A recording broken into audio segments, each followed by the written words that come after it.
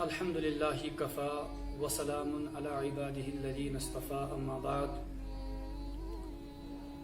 قال النبي صلى الله عليه وسلم: عليكم بسنتي وسنة الخلفاء الراشدين المهديين، أو كما قال عليه الصلاة والتسليم. معزز سامعین و ناظرین، السلام علیکم ورحمۃ اللہ وبرکاتہ. جیسا کہ آپ سبھی اس بات سے بخوبی واقف ہے، ماہ رمضان کی آمد شروع ہو چکی ہے اور اللہ کا فضل و کرم ہے، ہم حالت روزہ ہے، حالت ماہ رمضان کے جو روزے ہیں وہ ہم بالکل روزے رکھے ہوئے ہیں. لیکن اللہ کا فضل و کرم ہے کہ اللہ تبارک و تعالیٰ نے ہمیں ایک مرتبہ پھر ماہ رمضان کی یہ عظیم ساعات عطا فرمائے ہیں. چونکہ ماہ رمضان میں ایک خاص نماز ہوتی ہے، وہ ہے نماز تراویح. اور نماز تراویح بڑے شوق اور اہتمام سے امت مسلمہ ادا کرتی ہے اور ادا کرنی بھی چاہیے، چونکہ اس معاملے میں بڑے ہی اختلافات اور جھگڑے ہوتے ہیں کہ کوئی کہتا ہے کہ میں 8 رکعتیں پڑھوں گا، کوئی 20 رکعتیں پڑھنے کو کہتا ہے. آپ ہمیشہ یاد رکھیں کہ نماز تراویح جو ہے یہ 20 رکعتیں ہی ہے، 8 رکعتیں بالکل ثابت نہیں ہیں. لہذا امت مسلمہ اور عوام اہل سنت سے میری گزارش ہے کہ 20 رکعتیں ہی ادا کریں. ہو سکے تو قرآن پاک سننے اور سنانے کا اہتمام کریں، اور اس میں بہت زیادہ اجر و ثواب ہے. ہوتا یہ ہے کہ نماز تراویح میں اس سلسلے میں ایک حدیث پیش کی جاتی ہے جس سے یہ ثابت کیا جاتا ہے، یہ ثابت کرنا چاہتے ہیں لوگ کہ نماز تراویح 8 رکعتیں ہیں. حالانکہ وہ حدیث امام بخاری نے علیہ الرحمہ نے اپنی صحیح بخاری میں اس حدیث پاک کو، اس روایت کو لایا ہے. وہ حدیث پاک جو ہے حضرت عائشہ صدیقہ رضی اللہ تعالی عنہا سے مروی ہے،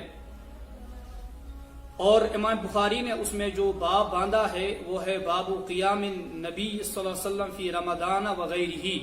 تو یہاں جو امام بخاری نے جو باب باندھا ہے، یہ اس پہ تھوڑا غور و فکر کرنے کی بات ہے، تھوڑا غور و فکر کرنے کا مقام ہے. وہ یہ امام بخاری نے باب باندھا ہے کہ رات میں حضور علیہ الصلاۃ والسلام کا قیام کرنا رمضان اور غیر رمضان میں.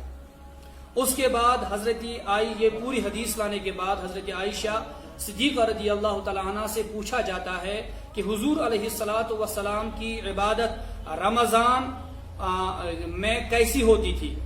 تو حضرت عائشہ سے جب سوال کیا جاتا ہے تو حضرت عائشہ یہ فرماتی ہے کہ رمضان میں حضور علیہ الصلاۃ والسلام ما کان رسول اللہ صلی اللہ علیہ وسلم یزید فی رمضان ولا فی غیرہ، کہ رمضان اور غیر رمضان میں علی 11 رکعتن، تو رمضان اور غیر رمضان میں حضور علیہ الصلاۃ والسلام 11 رکعتوں سے زیادہ نہیں پڑھا کرتے تھے، یعنی 11 رکعتیں ہی پڑھا کرتے تھے.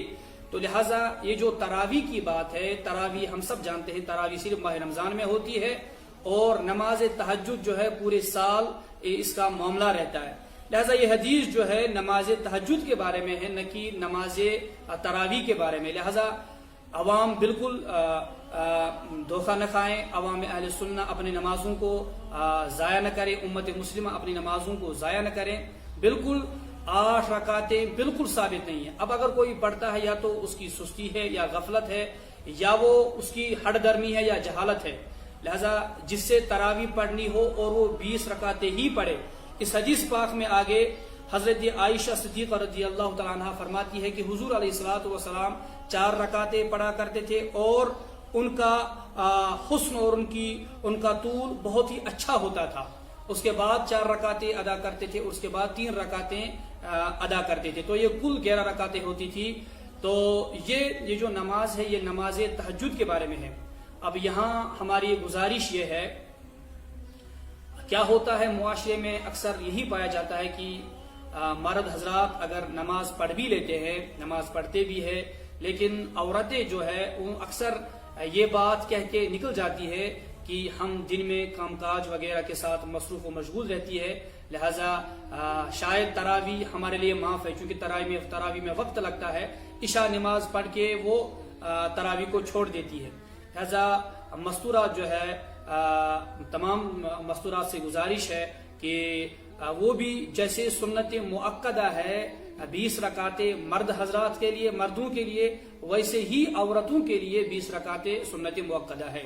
کیوں؟ حضور علیہ الصلوۃ والسلام نے جو کچھ دن تراویح پڑھی تھی تو اس کے بعد حضور علیہ الصلوۃ والسلام نے اس تراویح کو ترک کیا، صرف اس چیز کو مد نظر رکھتے ہوئے کہ کہیں امت پہ فرض نہ ہو جائے، کہیں امت پہ دشواری نہ آ جائے۔ اس کے بعد فاروق اعظم رضی اللہ تعالیٰ عنہ نے اس کا باضابطہ آغاز کیا اور لوگوں کو ایک امام کے پیچھے کھڑا کیا، ابی بن کعب، حضرت ابی بن کعب رضی اللہ تعالیٰ عنہ کے پیچھے کھڑا کیا، اور حضرت ابی بن کعب رضی اللہ تعالیٰ عنہ لوگوں کو نماز تراویح پڑھاتے تھے اور لوگ اس کے پیچھے اقتداء کرتے تھے۔ تو حضور علیہ السلام نے فرمایا علیکم بسنتی، تم پر میری سنت لازم ہے، یعنی میری سنت پہ عمل کرنا لازم ہے، وسنت الخلفاء الراشدین المہدیین، اور جو میرے خلفاء راشدین کا جو طریقہ ہو، جو ان کی سنت مبارکہ ہو، وہ بھی تم پر اس کو بھی عملی جامہ پہنانا تمہارے لیے لازمی و ضروری ہے۔ لہذا یہ جو تراویح ہے اس کا باضابطہ آغاز فاروق اعظم نے کرایا۔ اس کے بعد جب فاروق اعظم آ گئے ایک دن اور جب لوگوں کو دیکھا بڑے ہی بہترین انداز میں حضور علیہ حضرت ابی بن کعب رضی اللہ تعالیٰ عنہ کے پیچھے کھڑے ہوئے ہیں اور تمام لوگ اس کے پیچھے نماز ادا کر رہے ہیں، تو انہوں نے ایک بہترین جملہ ادا فرمایا، اس وقت فرمایا کہ نعمت البدعۃ ہذہ، کیا ایک بہترین بدعت اور بہترین کام ہے یہ۔ لہذا جس طرح مردوں پہ سنت مؤکدہ ہے تراویح کا ادا کرنا، اسی طرح عورتوں پہ بھی ہے، عورتوں پہ بھی لازمی ہے تراویح کا ادا کرنا، اور مردوں کے لیے بھی لازمی ہے تراویح ادا کرنا۔ عورتیں اپنے گھروں میں تراویح ادا کریں گی اور مرد جو حضرات ہے وہ امام کے پیچھے مسجد پاک میں تراویح ادا کریں گے۔ اب ایک اور گزارش یہ ہے کہ اکثر جب ماہ رمضان کی آمد ہوتی ہے، اس کے بعد جب تراویح کا وقت آ جاتا ہے، اکثر لوگ یہی کہہ کے چلے جاتے ہیں اور یہی کہنا شروع کر دیتے ہیں کہ جتنا ہو سکے اتنی جلدی اور اتنا زیادہ وقت سے پہلے نماز کو ادا کر لے، یعنی جتنا ہو سکے اتنی جلدی نماز تراویح کا اس کا اہتمام کیا جائے اور نماز تراویح کو ادا کیا جائے۔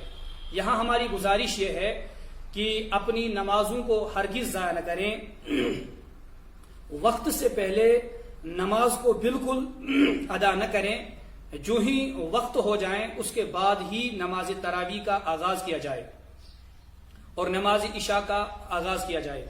اگر اذان نماز عشاء کے وقت کے شروع ہونے سے پہلے ہی ہو جاتی ہے تو اس اذان کا دوبارہ دینا لازمی ہے، چونکہ غالباً آج 8:30 کے آس پاس عشاء کا وقت شروع ہو جاتا ہے، اس کے بعد ہی اذان دینی ہوگی، یعنی اگر اس سے پہلے ہی اگر عشاء کا وقت 8:30 شروع ہو جاتا ہے، اس سے پہلے ہی اگر اذان دی گئی تو اس اذان کا دوبارہ دینا لازمی ہے۔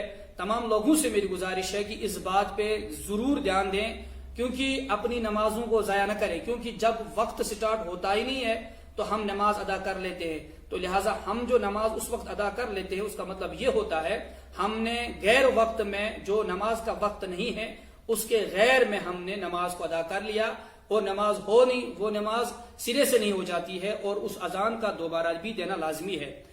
اگر 8:30 نماز عشاء کا وقت شروع ہو جاتا ہے تو اس کے بعد آپ اذان دے سکتے ہیں، 8:32 8:33 یا 8:35 پہ دے سکتے ہیں، اس کے بعد آپ چاہیں تو 10 منٹ بیچ میں وقفہ رکھ سکتے ہیں، یا فوراً بھی اس کے بعد آپ تراویح کی نماز کا یہ آغاز کر سکتے ہیں۔